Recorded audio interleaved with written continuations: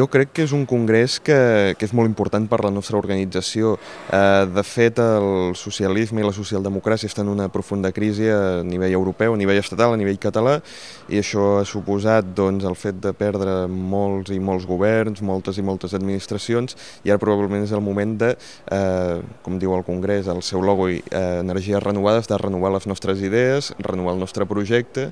i poder tirar endavant amb unes idees que puguin arribar als joves. Jo ja ho deia ahir a la meva intervenció, dic, probablement nosaltres no podem decidir sobre el vot, sobre unes eleccions, però sí que podem influir, i podem influir sobre els joves, que probablement és aquell sector de la població que vota menys socialista habitualment. Per tant, aquí hi ha molta feina a fer. Els reptes de futur especialment és el fet d'estar presents al carrer, poder debatre, poder generar debat, poder generar idees i poder parlar amb tots en global. De fet, el proper dijous hi ha una vaga general i trobo que és un moment molt important perquè l'esquerra en global, sindicats i